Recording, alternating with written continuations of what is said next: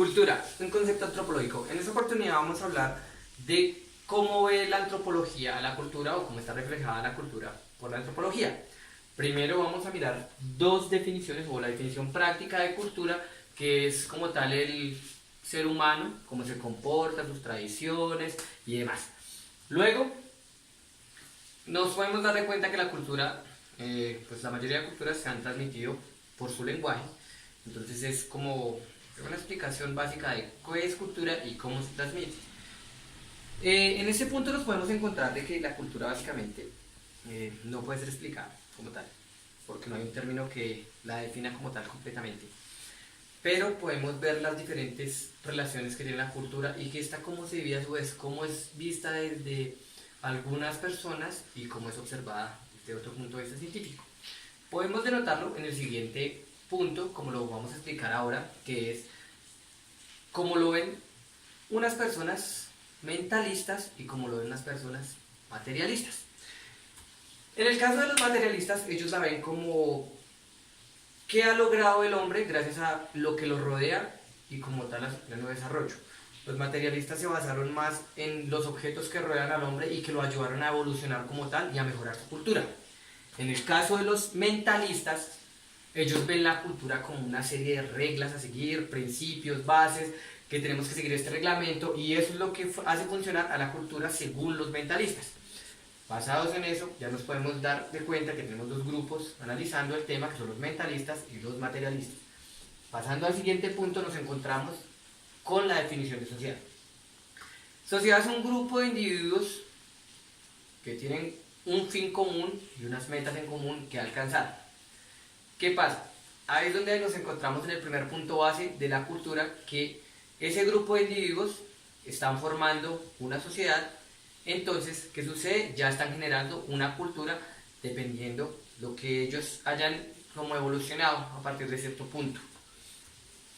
Enculturación, bueno, este término lo podemos analizar claramente, que es un pequeño que adopta los comportamientos de la sociedad, pero a su vez adopta los comportamientos de un adulto. Entonces, este tipo de enculturación, o como lo explicaba el término, puede darle como al sujeto una mejor perspectiva para mejorar en la sociedad y vivir más cómodamente en la sociedad, tener una vida más sociable. El relativismo cultural. Bueno, en este nos podemos centrar en que podemos ver los aspectos positivos de cada cultura y principalmente las diferencias y cómo se diferencian unas de las otras. Entonces, podemos tomar como ejemplo Perú y México, los incas y los aztecas. Cada quien tiene sus diferentes culturas, tradiciones, digamos los peruanos con su emblema que puede ser unas llamas, los mexicanos que tienen como emblema el sol y ciertos puntos básicos. Entonces podemos analizarlo como tal, que cada quien tiene sus diferentes perspectivas y cada quien tiene sus diferentes culturas, sus diferentes tipos de música y demás. Eso todo va encriptado en la cultura de cada región o cada país. El etnocentrismo. Bueno, el etnocentrismo básicamente habla de, o sea, estamos en cultura, todos estamos en una sociedad, tenemos nuestra cultura.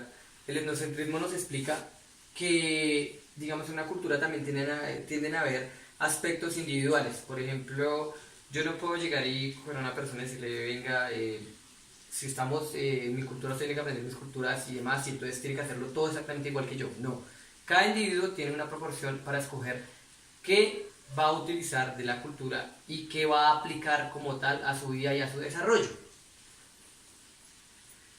En la cultura universal nos podemos encontrar que la cultura está definida en 9 importantes aspectos que la resaltan como tal. Los vamos a enunciar, que son el habla, los rasgos materiales, el arte, la mitología, los conocimientos científicos, prácticas religiosas, familia, sistemas sociales, propiedad, gobierno y guerra. A su vez, estos se encuentran divididos en otros subtemas, pero no podemos alargarnos tanto. En el análisis de la universalidad podemos ver que, a ver, voy a explicar, hay muchas culturas, o sea, tenemos la forma positiva en que el hombre utiliza los recursos y tiene las distintas formas de comunicación. Hoy vamos a explicarlo a medida que veamos los enunciados. La forma en que el hombre aprendió a utilizar sus recursos, herramientas y distintas formas de comunicación a medida que se van desarrollando en un círculo social. O sea, podemos denotarlo como que el hombre aprovechó sus recursos y con eso aprendió a diferenciarse de los animales y demás, y entonces yo digo, vamos a crear una cultura, entonces fue cuando empezó a socializar. En el otro aspecto tenemos la adaptación entre ellas. Entonces cabe resaltar un punto muy importante que fue uno de los casos que leí en los textos, que es el incesto. Como tal, las culturas que practicaron el incesto tienen como una fuerza más favorable hacia ellos para el desarrollo, ya que la comunicación es mucho más fácil que las personas que no lo practicaron. Eso cabe notar que fue en tiempos antiguos, fue cuando la sociedad empezó a ampliarse y empezaron a mostrar más términos de cultura. Hay un comentario también en los textos que nos implica, lo indica Levi Strauss, que es los opuestos. ¿Qué pasa con ellos? Ellos se basaron en que teníamos que tener algo opuesto al sistema para que la cultura funcionara mucho mejor, digamos, el bien y el mal, naturaleza y ciencia. Entonces hay que resaltar esos aspectos también. Tenemos tres tipos a analizar, que son los universales, las especialidades y las alternativas. Universales. Es lo que hace referencia a la conducta del lenguaje, entonces explica la cultura más como un método en el que los seres humanos se comunican, la forma en que se comportan y demás aspectos que presentan en este tipo, que son los especiales, los universales.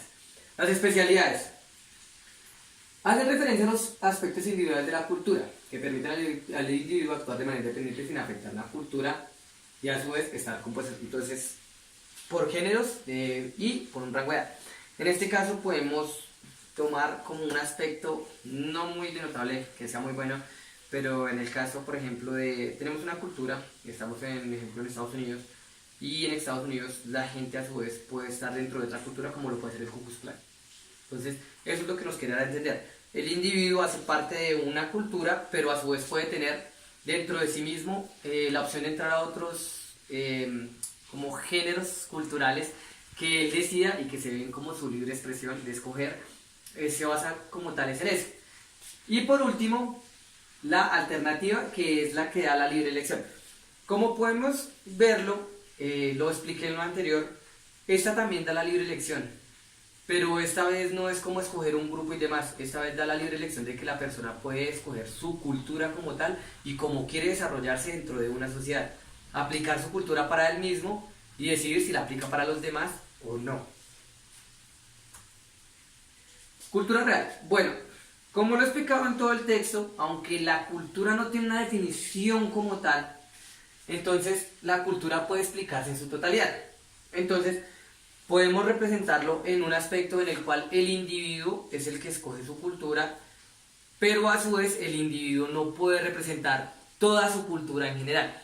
Es decir, digamos el individuo es un mexicano, pero un mexicano no puede llegar a Colombia y mostrarme todo lo que es México porque él no sabe cómo funciona toda la cultura de su país.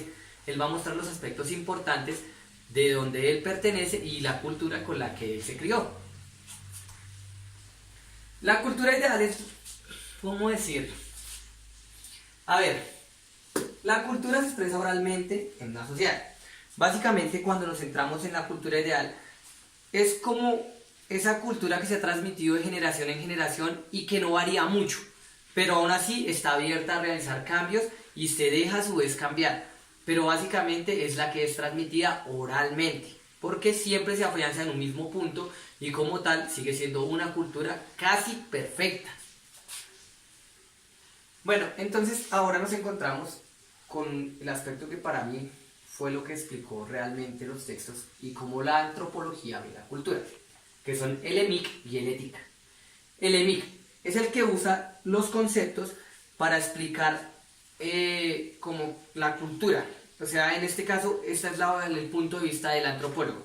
¿Por qué? Porque en este él sí puede aplicar y observar bien sus conductas y decir, la cultura funciona así, así, así, así, y la analiza de todos los modos posibles en que la antropología está permitida a observar la cultura. El ETIC es más como el punto de vista, como lo indica ahí, del observador. Este solo da un punto de vista científico, entonces no es como muy específico.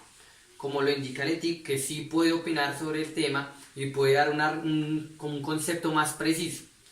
Ahora, como tal y como conclusión, podemos llegar a que la antropología explica la cultura de un cierto modo en que es importante analizar que el hombre tiene un punto de desarrollo y desde ese punto de desarrollo la antropología hace como su participación en la cual interpreta al hombre y a su vez puede interpretar la cultura.